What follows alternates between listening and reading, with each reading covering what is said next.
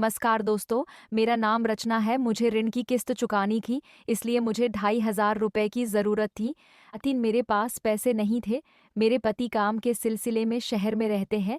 मैंने उन्हें फ़ोन करके बताया, लेकिन उन्होंने कहा कि उनके पास पैसे नहीं हैं।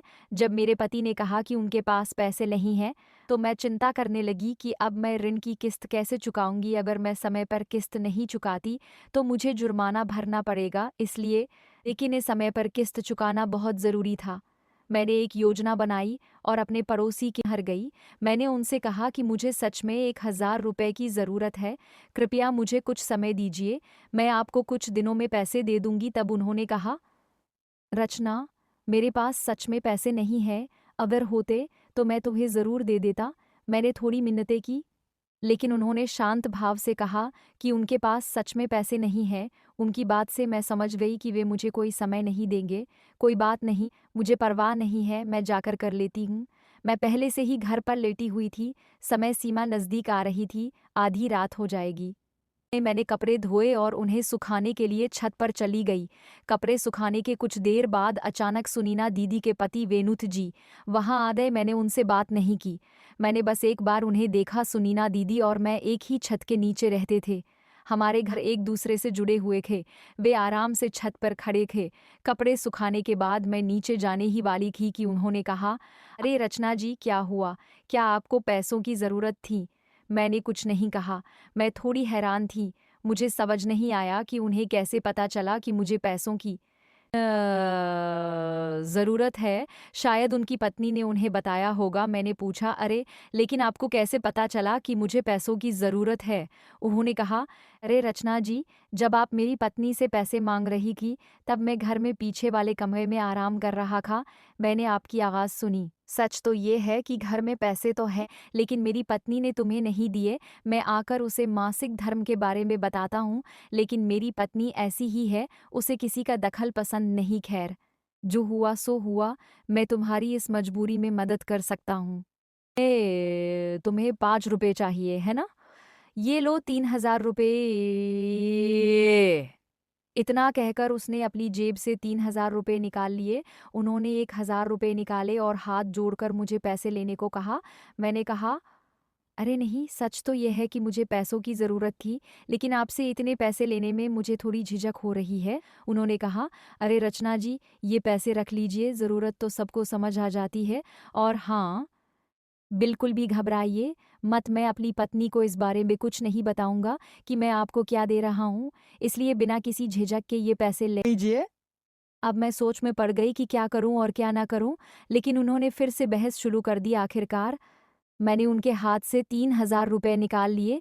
मुझे सिर्फ 2000 रुपये की ज़रूरत थी।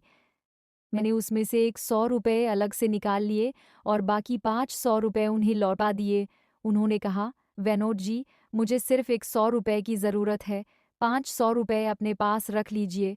ठीक है रचना जी, जैसी आपकी इच्छा। मैंने उनके सामने हाथ जोड़कर कहा, वेनोद जी, मैं आपकी बहुत आभारी हूँ।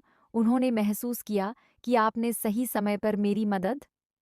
उन्होंने आगे कहा, रचना जी, अगर आपको किसी भी चीज़ की ज़रूरत हो, तो आप मुझे कभी भी बता सकती हैं। अभी तो ठीक है, लेकिन मैं भविष्य में भी आपकी मदद के लिए हमेशा तैयार हूँ।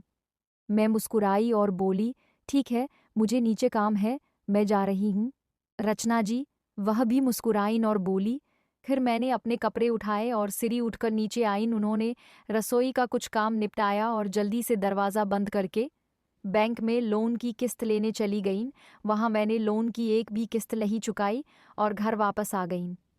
उसके बाद मुझे अपनी बेटी सानिका को स्कूल से लेने जाना था। वह दूसरी कक्षा में पढ़ती है। उसका स्कूल घर से ज़्यादा दूर नहीं है, इसलिए मैं उसे स्कूल छोड़कर वापस ले आती हूँ।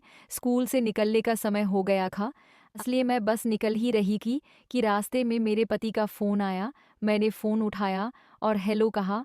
वहाँ से उन्होंने कहा, भे रचना, पैसे का इंतज़ाम हो गया है, मैं अभी तुम्हारे पास आता हूँ, मैं इसे तुम्हारे खाते में भेज दूँगा। मैंने कहा, अरे काम हो गया है, मैं पूरी तरह से आ गई हूँ। अच्छा, क्या आपके पास कुछ पैसे थे? उन्हें कहा, हाँ, बचा रहे थे।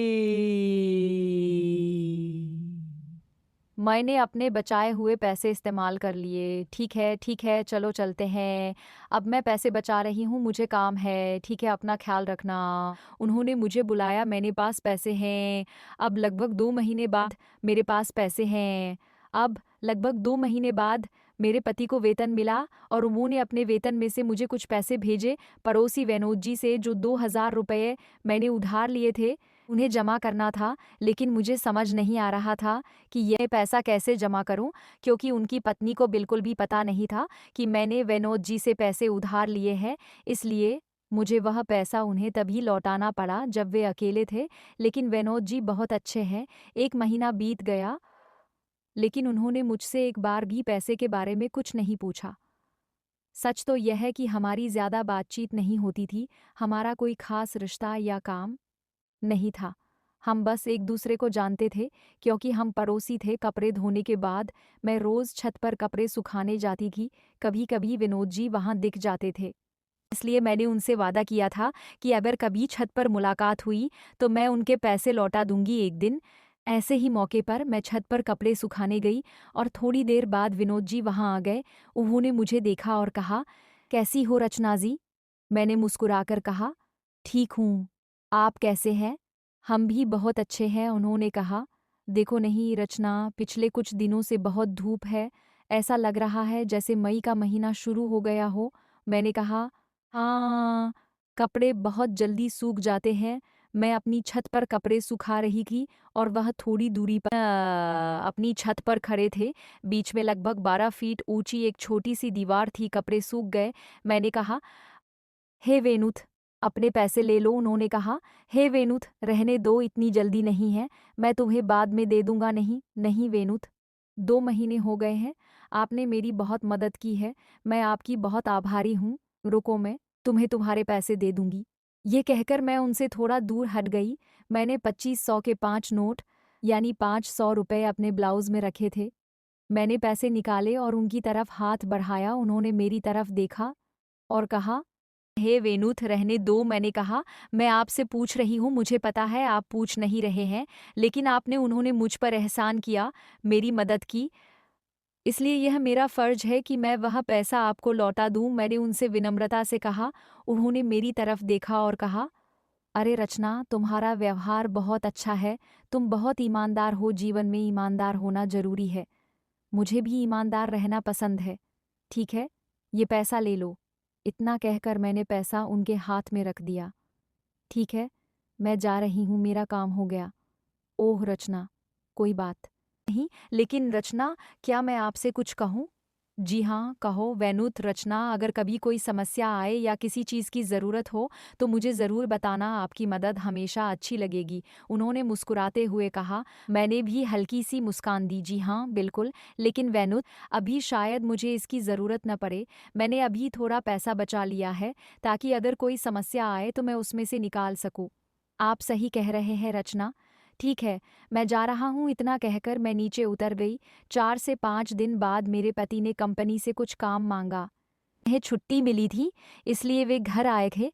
कभी-कभी वे 4 महीने तक शहर से घर नहीं आते थे, लेकिन हालात ऐसे ही थे, इसलिए मुझे इसकी आदत हो गई थी। जब किसी के हालात ऐसे हो जाते हैं जब किसी के हालात ऐसे हो जाते हैं तो उसे अपने आप ही इन चीज़ों की आदत पड़ जाती है।